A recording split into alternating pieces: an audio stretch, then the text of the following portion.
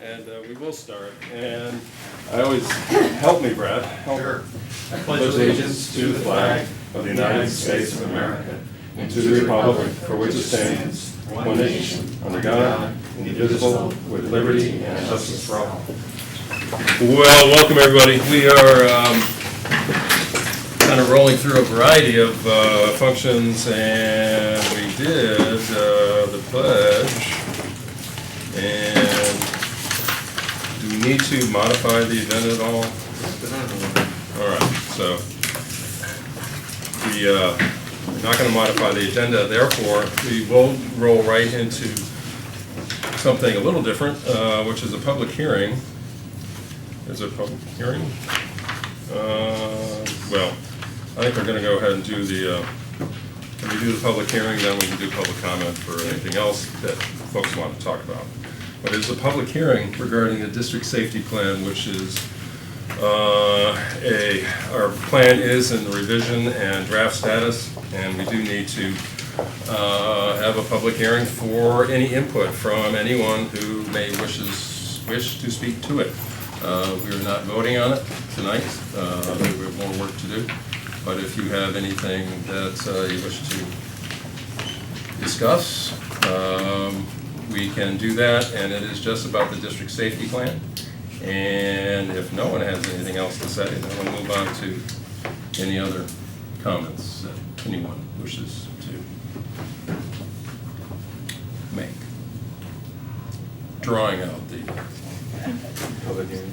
So, Sean, what's our obligation? Well, you're the policy guy, so what's our obligations? Funny, I was just thinking that question myself. I don't think there is a minimum time. I think you provide the opportunity and the space for everybody who's here to speak if they wish. Yep.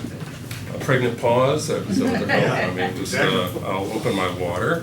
But if there's no one here that wishes to speak to the plan, and we can also inform the watching and viewing and listening audience that they could respond to the plan via email on the district website as well.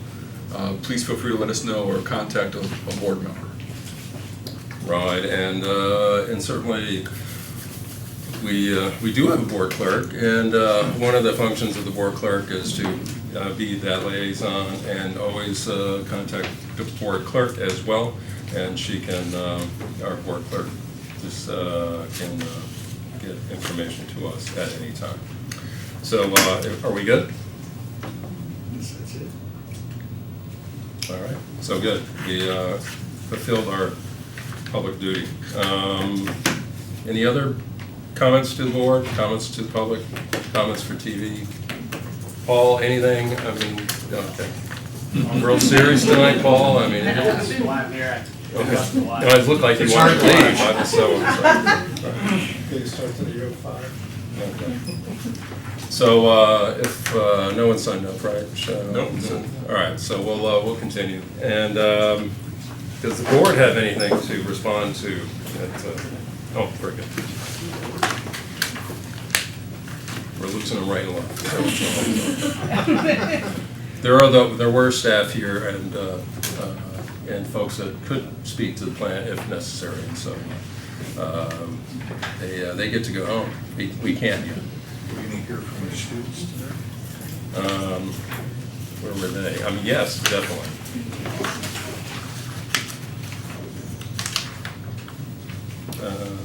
That's missing. Go ahead. Well, I'm staring right at it, but it's yeah. I mean, let's well, the board doesn't have anything to say. The public didn't have anything to say. Perhaps Ithaca High will have something to say to us. So I need something. So go ahead. Okay. So in exciting news, in the past week, both candidates for New York State's 23rd Congressional District, Democrat Tracy Petrano and Republican Tom Reed, came into IHS and spoke to seniors and some underclassmen at the request of the government teachers, which is pretty exciting for everyone. The high school had its annual financial aid night for all seniors planning to go to college in the coming years. And this morning we had our annual drug and alcohol survey in all first period classes that students are required to fill out.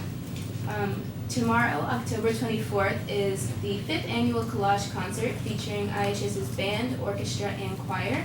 And an early save the date for all of you is in 2 weekends. The fall play, Teach Me How to Cry, is showing at the IHS Black Box.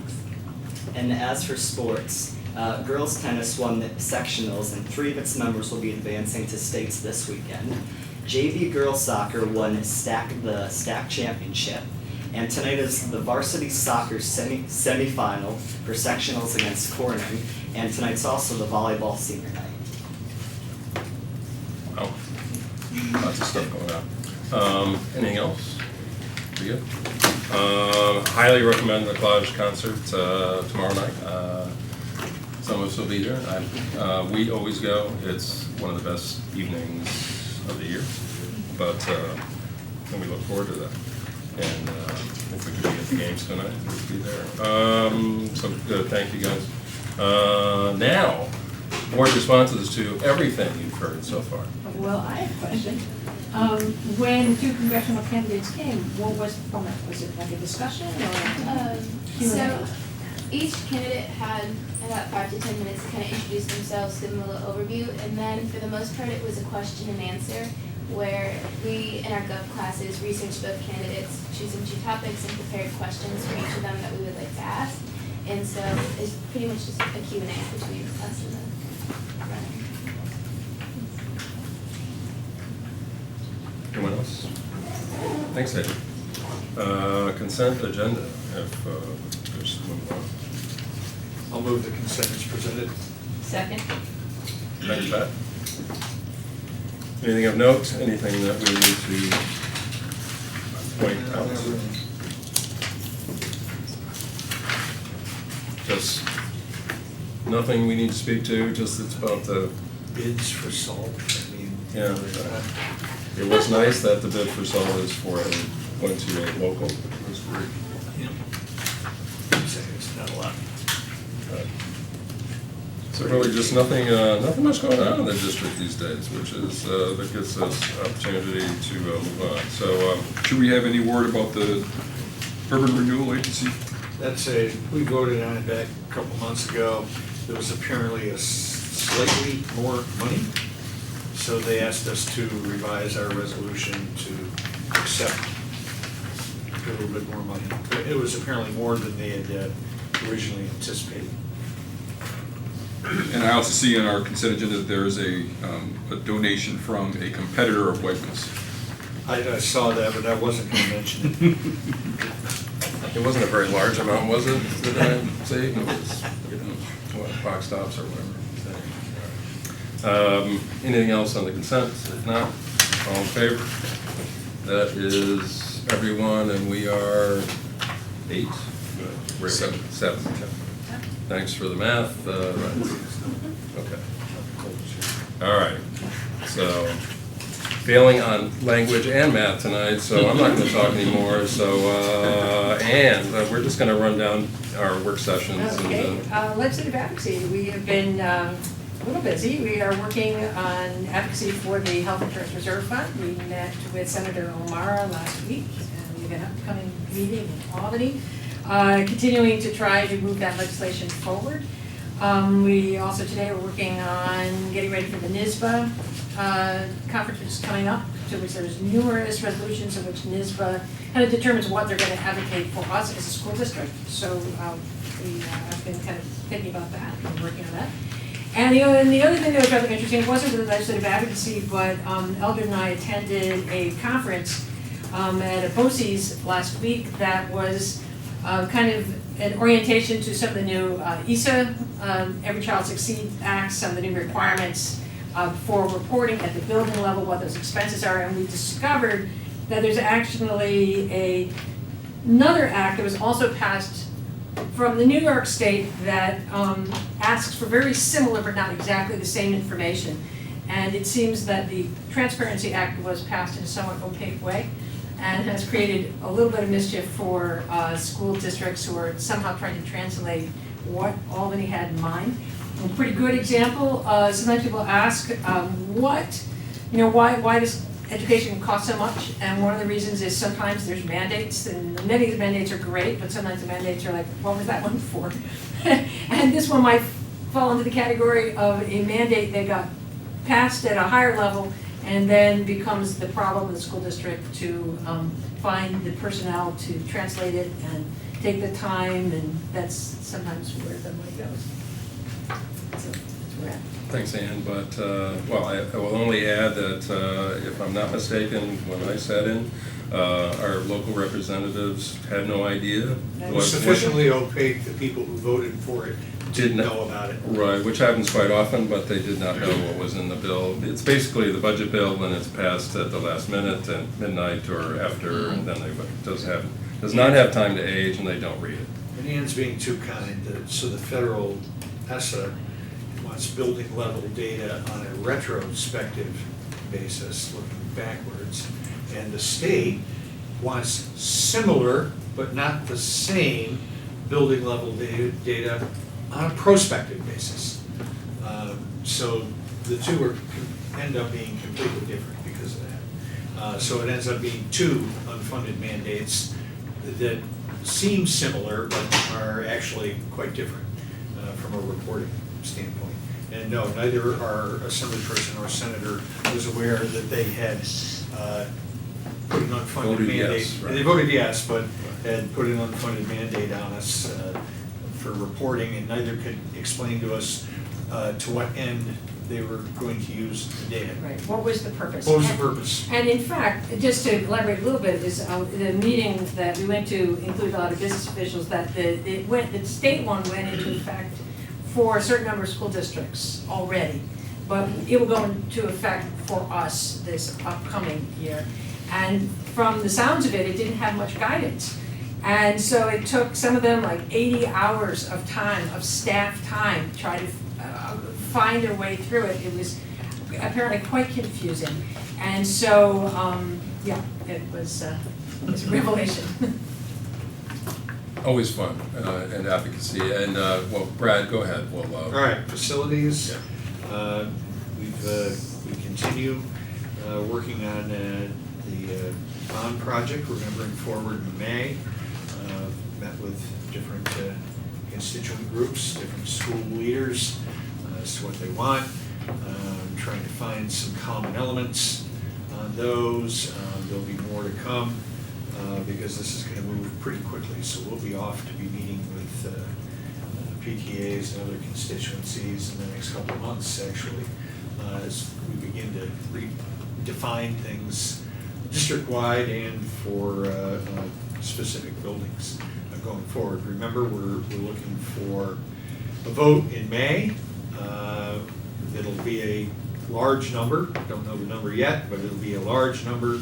Our objective is not to borrow all that money at once, but rather our objective is to create as level a debt service over time as we can while maintaining the buildings so that we don't interfere with the tax cap and cause issues with the tax cap over time. So, and in fact, I've read recently some other school districts have come to the same conclusion that they need to spread projects out over a period of years and trying to level their debt service over time.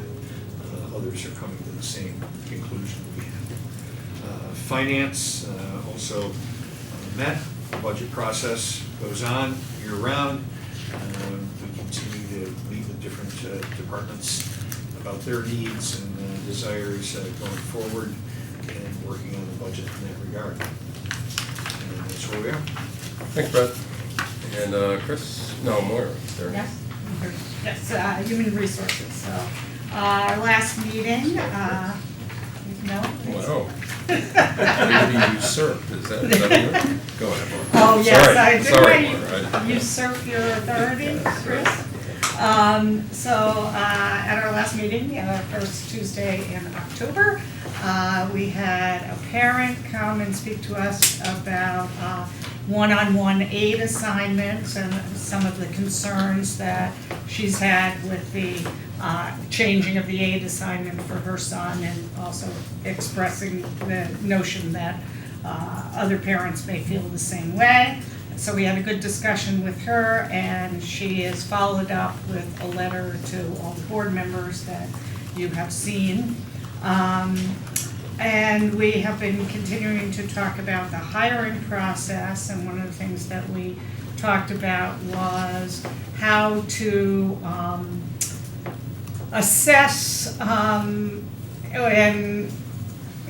and use letters of recommendation in the hiring process, and what to do when letters of recommendation are not present with the application.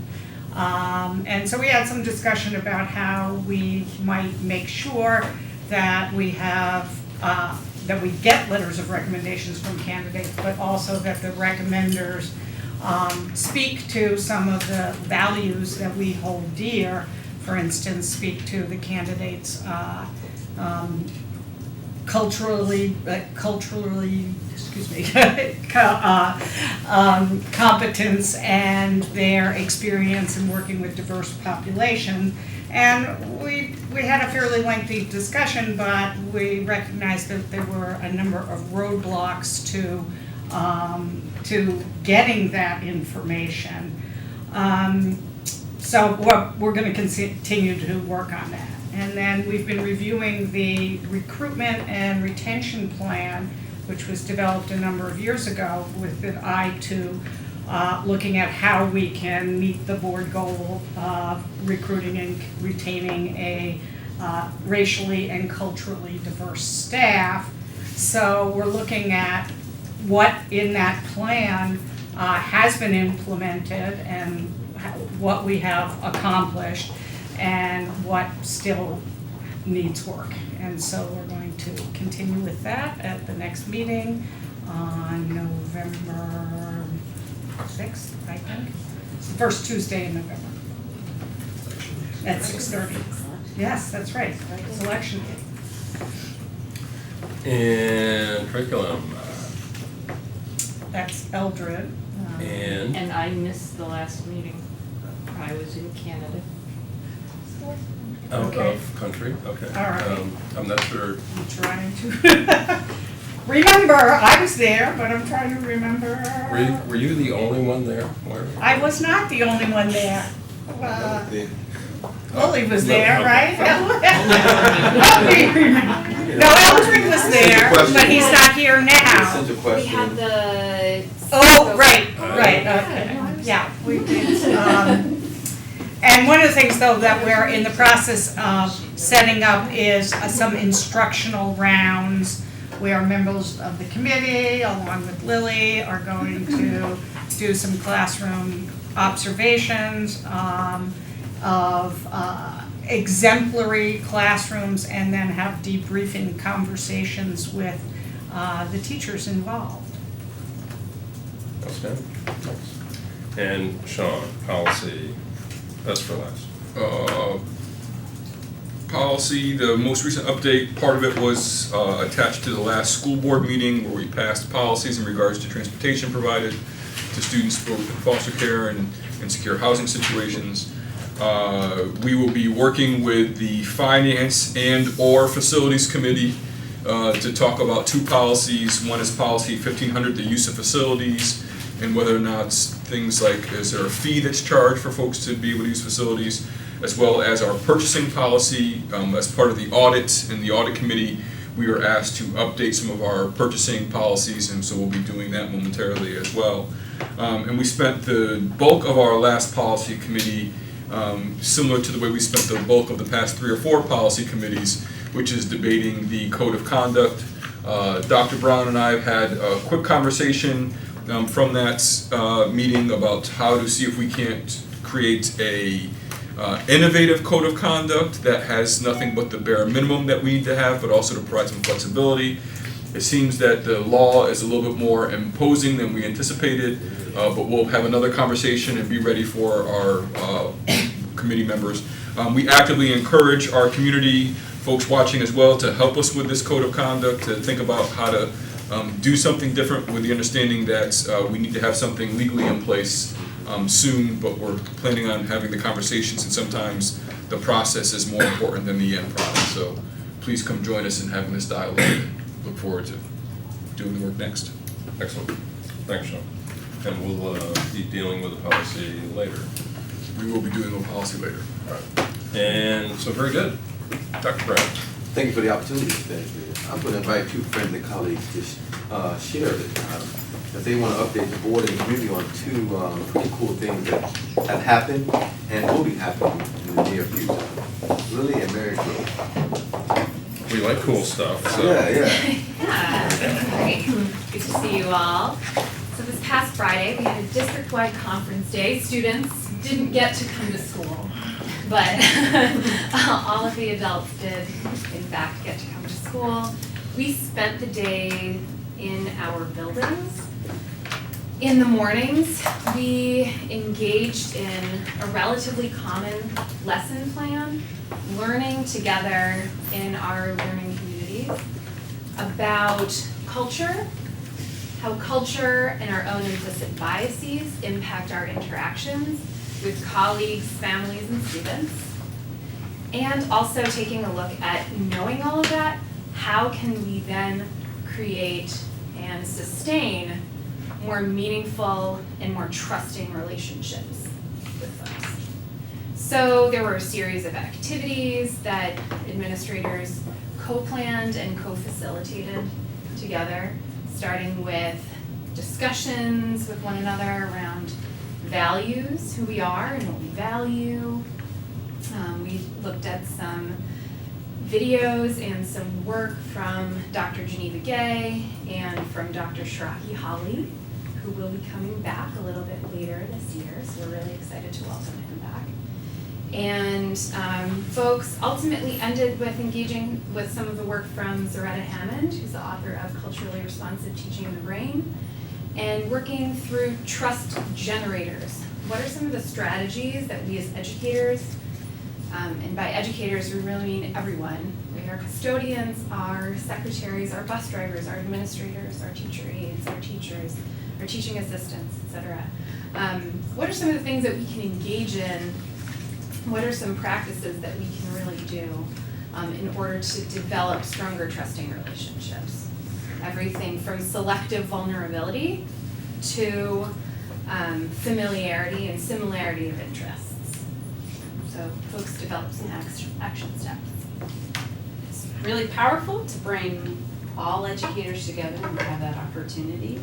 And then in the afternoon, building leaders connected that work to their year-long instructional plan, leadership plan that they have. So that learning plan, some buildings connected CS for All and culturally responsive teaching and did an afternoon session.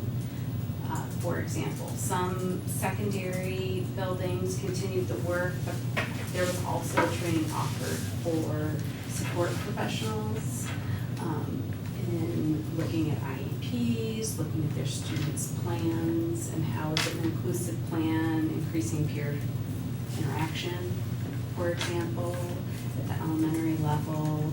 Principals also facilitated trainings within the building that were specific to what ASPs had asked for. So some looked at their substitute plans, for example, and have I communicated what the child I work with needs well in the event that I'm not here. So that was Friday. Obviously that work continues throughout our learning plans, as Mary said, throughout the school year and throughout our work with the administrative team as well. We're going to shift to something that is coming up on November 3rd. We are having our inaugural or our pilot Hope Saturday session. So some of our board members are familiar with Cornell alum who's also a trustee emeritus, Joe Holland, who's a wonderful collaborator, it turns out. He approached us and asked if he could work with the three of us really to design a program where students from the Ithaca City School District spend a Saturday on Cornell's campus. So coming up on November 3rd, we're going to be taking a bus. Mary, Dr. Brown, and I, along with some of our other staff. Chaperones again, yeah. Wow. Yeah, it's gonna be great. We're going to go to the vet school. We're going to tour the laboratory and the hospital. We're going to have the Voice, which is the student of color group at the vet school. They're going to be speaking with our students. They're providing lunch for us, and then in the afternoon, we get to do something fun, which may include going to a soccer game or seeing a play called Constellation or going to a movie at Willard Straight Hall. So kids get to pick. It's gonna be fun. We're looking forward to it. We can provide you all with an agenda for that day if you wish to drop in at any point. But it's not a football Saturday, correct? It's not a football Saturday. So it should Actually, be- It looks like it's football Friday, is that right, The Noel? game against Penn is Friday night. Yeah. It's trustee council weekend, but it's the Friday night Ivy League game of the week. Right.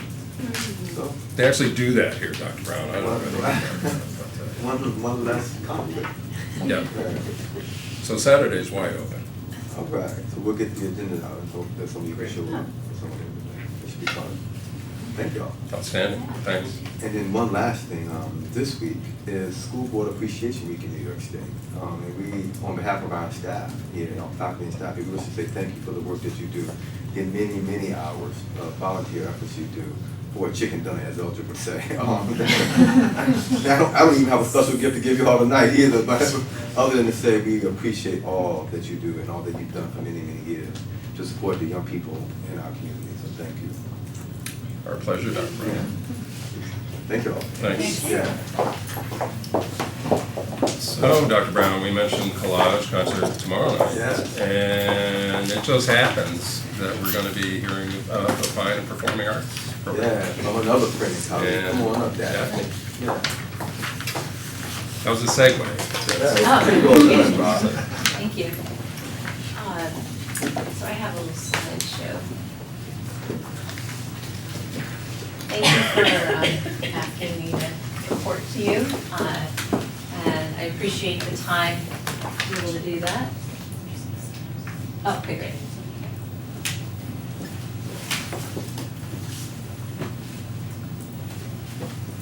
It's very short, so does it? No, it's coming up, that's just.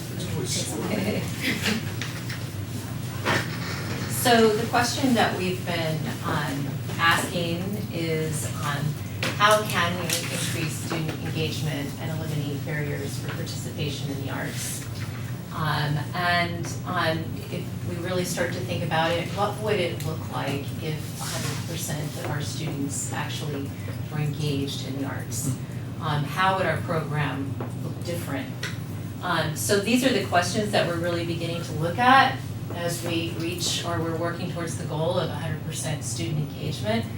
And first and foremost is a real continuous commitment to cultural responsiveness, to really begin to appreciate and nurture every student's artistic identity, and to appreciate that not every student experiences the art and music in the same way.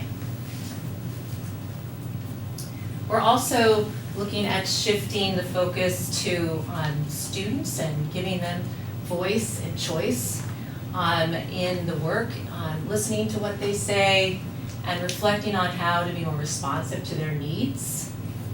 And we also must ask students what their experiences have been and to give them a wide variety of artistic choices. And then finally, we want to continue to develop their artistic identities, bless you, and craft experiences where creativity and mastery and a sense of purpose are all applied. So in our journey towards 100% student engagement, we're using these three elements to really begin to inform our process as we build in this work. So I see you have the document, and it gives you a little bit of what we've done so far, highlights for what we've done so far in the last 4 months. And in terms of music, we've experienced an increase in interest in elementary orchestra and band, and that is largely due from the efforts of our staff in getting them interested in the arts and string instruments and band instruments. So we've had to purchase more instruments than we've ever had to before, which is a good problem to have. So we've been doing a lot of that, and as you can see, we've purchased quite a few instruments. We actually have a few more to purchase, and we've also really benefited from the Play It Again Ithaca program in them donating instruments from last year, and we've basically cleared out the inventory for that. We've also started a collaboration with Baruch Whitehead, Dr. Whitehead from Ithaca College, and we are crafting a music and art field performance, and we're using an essential question that is, how does my experience with music and art intersect with the music and art of other cultures? And so the music teachers and the art teachers will be investigating this question in the classroom, and then we're inviting the 5th grade teachers to also participate in this question in their general ed classrooms, and to create poetry and writings that we can then use in this performance that we'll be giving at Ithaca College at Ford Hall.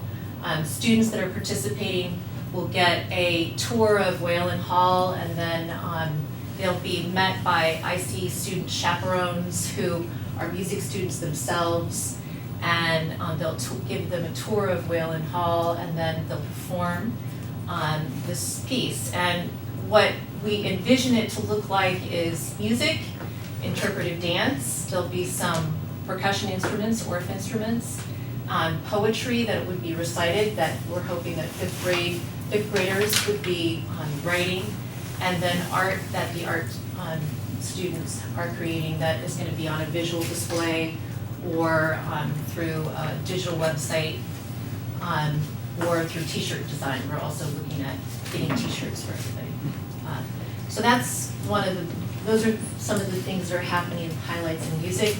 The instrument PLC student engagement work this year, they have set their own student engagement PLCs goals, and they're looking at revising the information that goes back to parents about instrument rental and trying to make that more responsive to families, and also organizing or improving our instrument inventory system so that we have a much better idea of what need we have and what instruments we have and where we can find them in a second. In terms of art, art also set their own student engagement PLCs, and elementary art is looking at technology and how to use the media arts and integrate that into their art classrooms, and how to better utilize the maker spaces. And secondary art is looking at creating digital portfolios that transfer to high school, digital exhibitions, and innovative course proposals.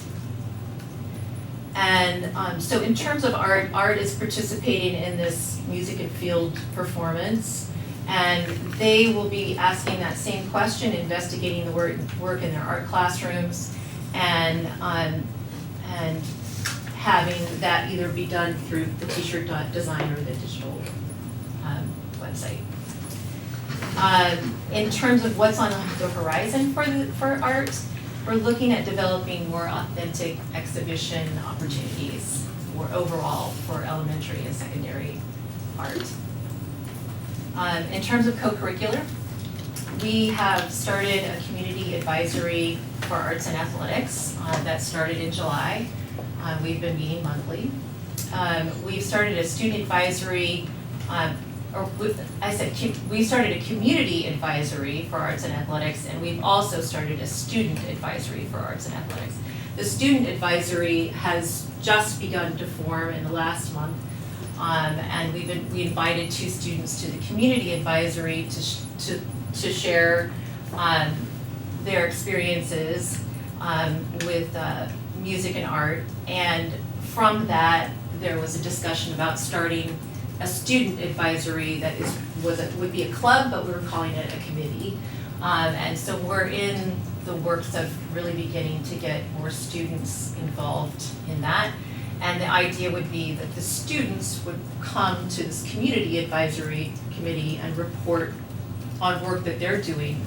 And then those students would then go back to the student advisory to report on what the community advisory group is doing. Also, students voted on the theatrical stories that they wanted produced in their schools this year at Boynton and DeWitt and at the high school. And at Boynton and DeWitt, it was an old-fashioned paper ballot where they went in and just circled what they wanted and then put it in. And then at the high school, we did an electronic ballot, so we were able to ask one more question, which was about barriers for participation to get some information from the individuals that voted.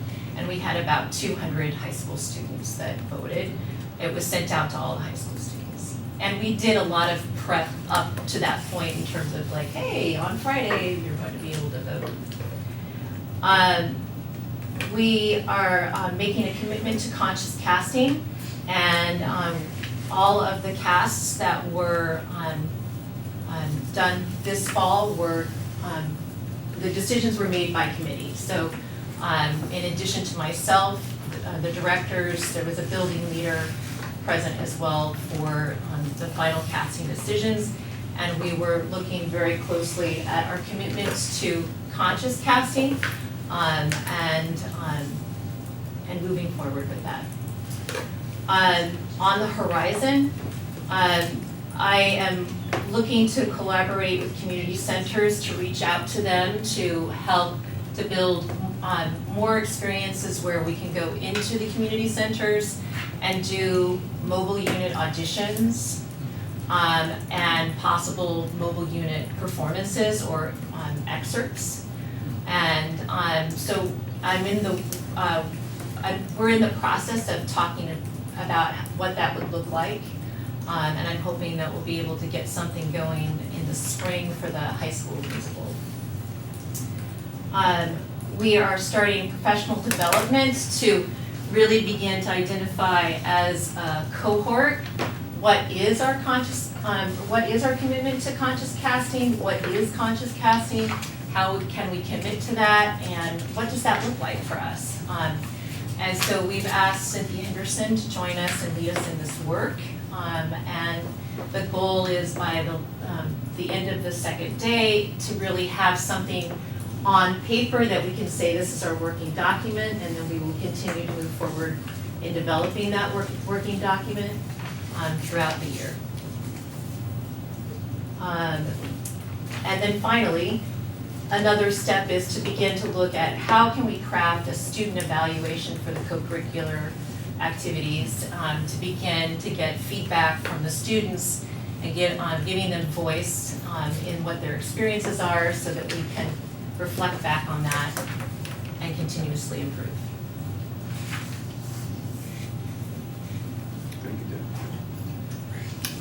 Questions, et cetera? I'll just the selection of the students vote on what shows or stories they're going to do. How much of the selection are they Yeah. getting?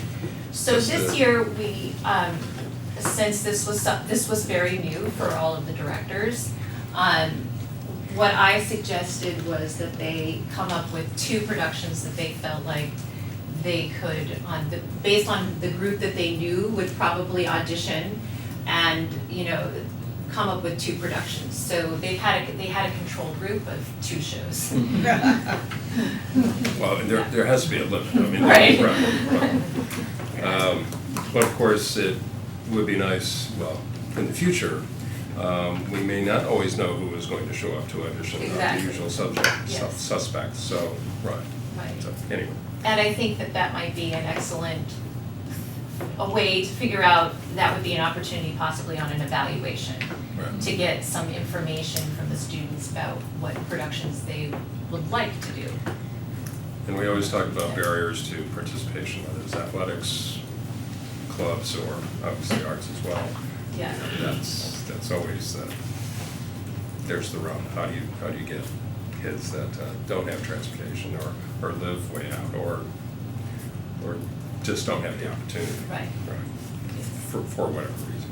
So that's always, we struggle with that. I think, well, everyone does that. Other comments, there you go. So LACS, so Yes. has they been part of this process, or? So I have been meeting with LACS I just met with one of the student directors today, because they're doing Romeo and Juliet in 3 weeks. And I've also met with Natty Simpson on a couple occasions. They have a very different system, and it's much more student-centered.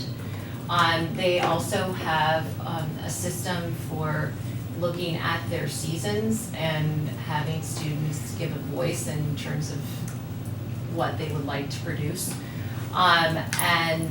So what we're really working on is looking at what we can learn from them, and how we can kind of begin to find a way to come someplace in the middle, and share our resources and learn from each other. I love a lot of the stuff that you're working on, it's really great. And I do have one question, is I think one of the things that we've been talking a lot, that you've been talking a lot is about theater experiences and performance, and those things kind of phase out to the community. So one of my questions is to do with visual art, and like how do you look at that differently or the same, or where does it fit into this, into some of the things you're doing, and where does it fit into your community advisory, where does it, you talked about like maybe broadening exhibition opportunities, what kind do you have in mind, just a little bit more about this special, what makes kind of visual art kind of distinct, actually. Sure, yeah. Anna Goldsmith is our equity mentor for the Fine and Performing Arts. She's attending the community advisory committee meetings and then sharing with the Fine and Performing Arts PLC on the work that we're doing in that committee. And so there's certainly an art connection there because she's an art teacher. And I think that there's a lot of opportunity for more growth in exhibition opportunities for the visual arts when we're looking at these field performance opportunities. And so the idea would be that we do this for 5th grade every year, but then we grow an opportunity for the following year. So possibly in 4th grade, the focus would be on visual art and doing, a paint-off or, like something like that really focuses on the visual arts, but is supported by music, but the shift becomes on that. So that's something that as a PLC we're really I'm getting to know what they really need, and we can begin to kind of envision that together. So are you thinking also, say like in conjunction with the performance, you might have an art exhibition at the same time? Right. So would you need resources for things like that? I'm just thinking because one of the things about an art thing is, you gotta put the art on things or, Sure. it's to hang, or it's in space or whatever. But anyway, do our facilities currently work for that, or do they create challenges for that? I think what we've been envisioning is something that extends beyond our buildings. So it's either through the digital, a digital gallery, or some type of more of a public event that where, like for example, with the music field performance, music and art field performance, we're at Ithaca College. So the same could be true for a field performance someplace else but focuses on visual art.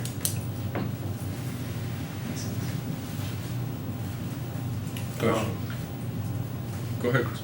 A lot of collaboration with IC is this, I know we've been working on this process, is it more organic and flowing, or is it more natural now?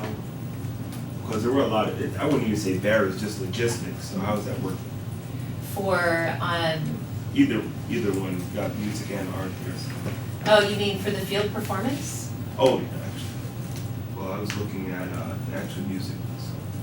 I'm sorry, I'm not sure, Well, we've got collaboration with Dr. Whitehead with the IC Yes. students in the 5th grade. Yes, yeah. So- So we've been working on that since July.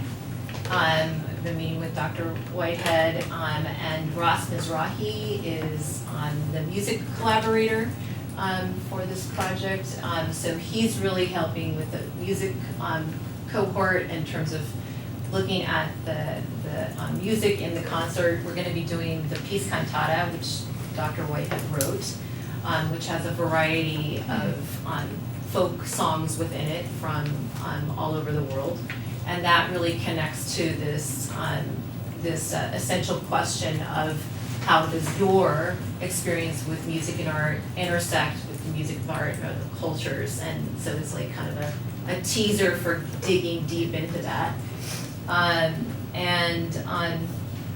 Yeah, we have met now 3 times after that, so it's been really flowing very nicely. Yeah. Sorry. No, you're good. No, I can wait. Oh. He's an officer, you can. Yeah, but I too, because we kind of, I guess we talked about this a little bit in terms of bringing things into the curriculum as well. So like when you're doing a play and tying that into, you know, what the English classes are doing, is that also something that is you're working on? In terms of the theater productions? Theater productions, yes, specifically. It's a great idea. We have not gotten there yet. Okay. Go ahead, Sean. My comment is hopefully quick. I am very pleased to see that we are approaching a model of 100% engagement, and we are not trying to set standards at 95% or 83%, but if the arts are important, then they're important for every one of our babies and every one of our children in school. And so it's just delightful to be able to see that we're trying to find an approach to do that. So thank you for making the goal 100%, and please let us know how, as the board, we can try to support that effort to try to make that happen. I think we do that in a whole host of other areas, but this may be a good model for us to be able to explore what this looks like. So I greatly appreciate the goal of 100% engagement. Others? Anything? We good? Well, very good. I'll be here. Thank you, Dad. Thanks, Stephanie. Would be remiss if we didn't introduce one of our rising superstars. Well, not a rising, she is one of our superstars right here. Already risen. All right. She's been in many performances, including the most recent pep rally at the high school, where she did. It was the best 3-minute performance I've ever seen, ever. I think some folks in the room would agree with me. I intend to embarrass her. I'll say, turning a little red, this is fantastic. She's an absolute superstar, right? Great stuff, good stuff. So what'd you do for 3 minutes? Have you ever seen Napoleon Dynamite? Yes. I did the dance that he does at the end of the movie. Oh. It was good. It was good. That's fantastic. Yeah. That's good stuff. I'd like to say I'm up on Napoleon Dynamite, but I no doubt We will not call you Pedro, you're good. familiar with your work, and so I'm not surprised at all. So we have to do policy now? Well, first we have the NISBA annual convention Oh, voting sorry. delegate authorization. Oh, there we go. I make a motion Thank you. to appoint Ann Reichlin as our voting delegates for the 99th annual NISBA convention in New York City. Second. Discussion, opportunities to withdraw, anything? No, don't give her that. All I know is it sure as heck isn't gonna be me. I'm not doing it. Before Ann gets a chance to change her mind, all in favor? That's, let the record show that Ann did vote for herself. So, oh, Ann, you're all over that stuff. You love that stuff. I mean, we are giving you the opportunity to do that which you love. So I think it's so good. And Sean, now, thank you for. Well, this may also be Lily, and I'm not sure who else is in the room to have this conversation, but this is, folks may know, New York State, if not mistaken, passed a law about 3 weeks ago, maybe a month ago, mandating that institutions and organizations update their sexual harassment policy, including Title IX. I know at your college we did the same thing. I'm sure Cornell did and IC did. We did not pass the policy immediately. This is a policy that was, if I'm not mistaken, written by Kate. It was modified from the law using other school districts. We had a little bit of conversation for our policy, things like trying to remove gender pronouns and having some conversations. If I'm not mistaken, this is what Kate recommends that we pass this evening. And if we have concerns, critiques, challenges, changes, etc., that we bring that up as we proceed, but we have something in place as an organization. Did I capture that right? Very well. So just to clarify, you are asking, well, the policy committee is asking the board to pass this policy. I want to be respectful to my policy colleagues. This did not go to policy committee. This was done I didn't think it strictly. looked familiar. This was done strictly through our legal counsel, who recommended that we have something in place as soon as possible. So our objective is to do a first reading tonight, have your committee look at it and bring it for a second reading? We could. I think the idea was that we would That do a was first not what I reading was tonight getting. and adoption this evening. And if we want to send it to policy committee, we can do that for a further exploration. But I think the request is to have something on the books this evening. Okay. Yet another legislative What's the body that policy is. number? Yeah, it's, That was an excellent question. I think I asked that what our policy number was, and we I didn't. don't have it either. Maybe in the 9,000s. So just put a 9 and a couple of blanks That's after? great, yeah. Can we We, assign look, one? we can go any route we want to go. We can pass the first policy, send it to policy committee. I think the idea was that we may be legally exposed if we don't have a policy on the books. With that being said, Brad, that's an excellent question. I didn't even think about the policy number. I haven't even looked at the There's no 9,000 place to series. put it in your policy manual without a number. That's absolutely correct. I'm taking a look now to see if there's an appropriate place for it to be without it overriding another policy that's already around. And I want to thank Sean for the clarification, because I thought for a minute I had blackout in policy. No. What I may recommend is we currently have a policy on our books called Policy 9110.2, Sexual Harassment of Employees. I would recommend that we make this 9110.3 with the anticipation of taking a look at the .2 and seeing if we will trade one for the other. Right. So that would be 9110.3 would be my recommendation for this current policy that's before us this evening. We have the option to edit and change policies at Any point in any time. time. It does not have to wait 5 years. Okay. Or 40 years for some of our policies. As the case Or may be. longer. Right. So I have not made the motion yet, right? No, So we're I make a discussing. motion that we move 9110.3 for a first reading and adoption this evening, which would require a supermajority vote, just so we're all on the same page. Second? Second by Pat.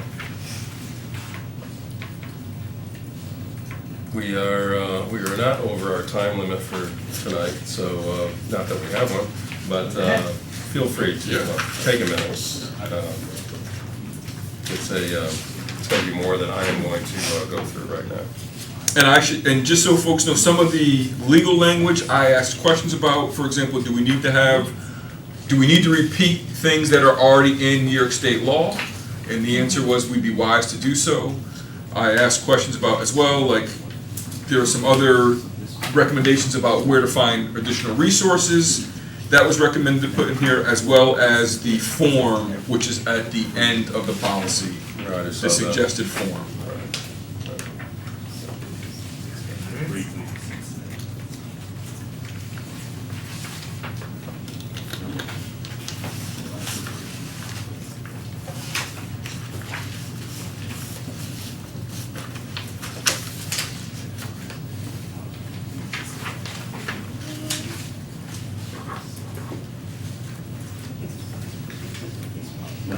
While they're reading, Dr. Brown, you will be presenting at the New York State School Boards Association Yes, sir. On convention. Thursday afternoon, we're doing a workshop, a feature session, and then on Saturday morning, a 2.5-hour session.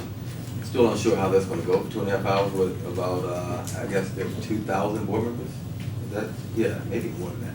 There's that many board members that show up each year for this, so we'll see how. More than that for each year. Yeah, it's probably be a big room. I'm Well, excited. You I'm put looking up for with your us support. Well, I need my bodyguard to show up. I can't be there, I guess. That's right. Ann and I will be in the annual In meeting. the other meeting. And this bodyguard's going to the Princeton game, so you're. Oh, I'm on my own. Well, not, more gonna be there. I'll be there, And, but I'm gonna take the bus at 12:30, so I'm I was like, I'm about to rent some protection for Saturday. For the biggest audience, yeah. So you're gonna be in the ballroom? Yeah, this is the only session during that time, other than the business meeting. Yeah, this is the big one. And the subject Saturday morning? Hiring the best and cultivating a culturally responsive and diverse workforce. So similar to the first session on day Right, one, right. but just a different group of colleagues that I'm bringing to Alva Robinson and the folks who did much of the work this summer at the University Institute are going to be helping me on Saturday. Excellent. Yeah. Sean, question, so 911.0.2, is that our current policy in existence? Yes, 910.2 is our current one. We are putting this one at 9110.3. Isn't that just for employees? Greatly expanded. Yes, absolutely. We are trying to keep, and if you notice that we have not gotten to our 9,000 series, we're still trying to wrap up the 5,000 series. Thankfully, there's not much in the 6 or the 7,000 series, but the 8 or the 9,000 series will be expansive. This 9,000 policy, 9110.2, was last adopted in 1984. Yeah. Yeah. I just want to make sure, so there's a reason why we're And it's literally a paragraph. I'll comment that I like the title of this one better, is sexual harassment prevention. I do too. The Yeah. sexual harassment of employees. it's not a good policy. It's just not a great title. I'm in complete And agreement. the racial discrimination and harassment of staff is really not a great policy title either. That was also 1999 prior to our time, so we will be removing all these things, that is correct. Just Great. not great titles. Duly noted, Brad, thank you very much for that. And I'm usually not a good wordsmith. Those are not too good. Those titles didn't look good. It was the 80s and 90s, Brad. It was just a different world, you know. Trying to rectify it. I am noticing some comma problems here.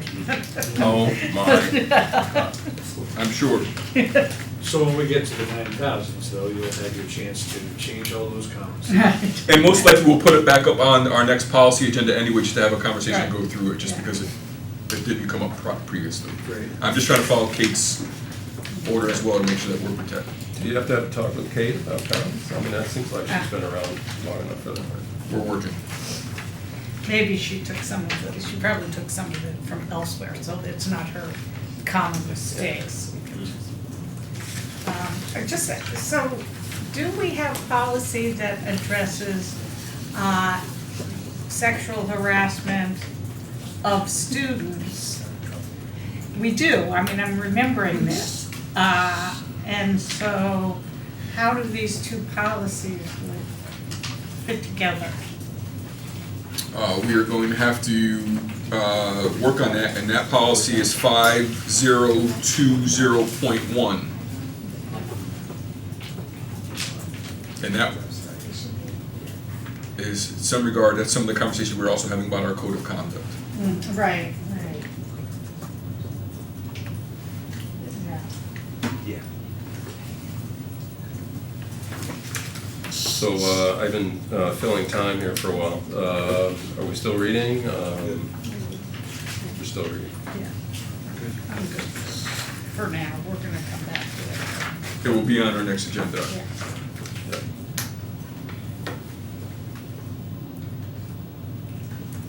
Pat, you, Yeah, I'm fine. is that the policy committee now? As Yeah. currently construed, right? Yeah. You didn't overthrow Sean or anything? Oh, I was God. kind of surprised. No one's gonna mess with it, right? We're not stupid. We nominate him as faster than he can wiggle out of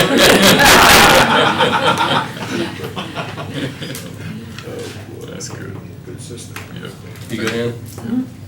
And Chris Don't worry about is Chris later. Well, Chris is interacting with students, which is a good thing. Are we good, Chris? Yes, we are. All right, so, Sean, are we, all I made the motion. right, You will second it? right, second by Pat, so, first reading, adoption tonight. Did you make the motion with the policy number? Yes. Okay. 911013. Policy, you don't talk. Way to, just keep checking up on it. There we go. Move seconded appropriately, and all in favor. That is everyone, and the policy committee will see that again, Yes. and perhaps we will as well. Other discussion items? Dr. Brown, anything? I think we're all set. Anyone else? We good? Upcoming dates of importance probably is, I don't see a lot here, so that's probably Thursday morning at whenever everybody gets on the road for, to make a 1:45 presentation in New York City. So, are we good? Yep. Anything, anything, you want to weigh in? You good? Thank you. So without objection, we are adjourned. And,